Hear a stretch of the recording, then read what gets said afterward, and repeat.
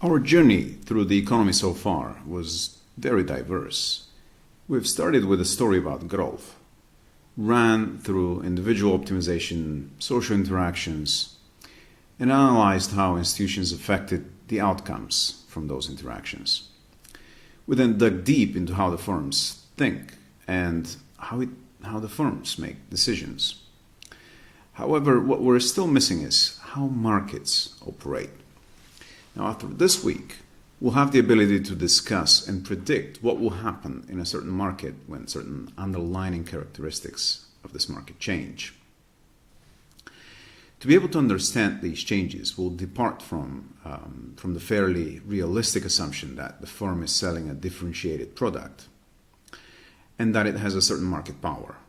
We'll deprive the firm of those realistic powers and we'll focus on scenarios in which it doesn't have market power at all.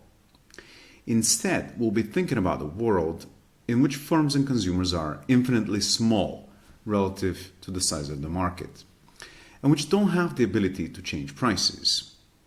Now, the reason we'll be moving our models in that direction, which is unrealistic, the direction we'll be moving in is unrealistic,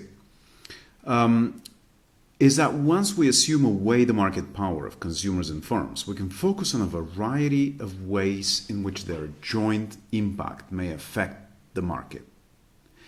That is, the prices, quantities, and entry and exit decisions that are taken every day on those markets. So more specifically, we'll be discussing what demand and supply are and what drives them. It may sound like something a 7-year-old Boris will be able to explain, but there is much more to it than we think. Then we'll talk about equilibrium. We're used to think about equilibrium as a point where demand meets supply, but in fact, market equilibrium is much more than that. We'll also discuss a market structure in which buyers and sellers have no market power.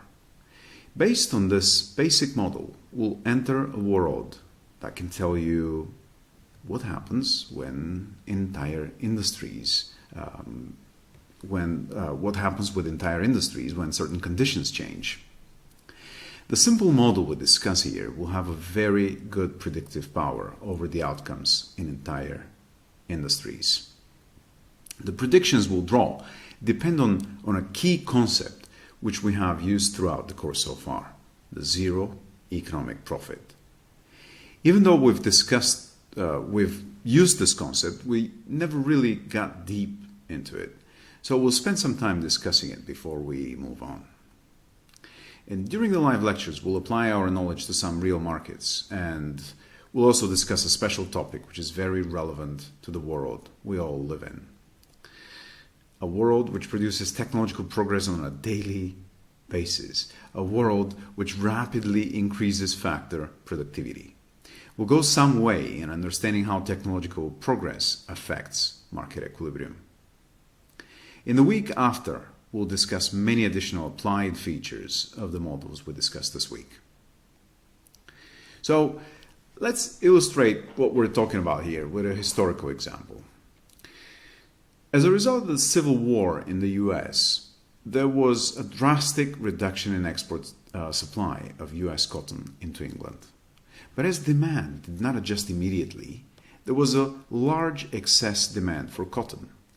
This means demand is there, but there is no supply to match it. As a result of this mismatch between supply and demand, there was a widespread shortage of cotton, which raised its price sixfold. But you know that cotton is not a consumer good. It's typically used as an intermediate good, as an input in the production of clothing. So as a result, English cotton factories cut consumption of cotton by 50%. But as production of clothing plummeted, so did the need to hire workers in cotton mills. So the Civil War in the US affected labor demand in England. But that's not the end of the story.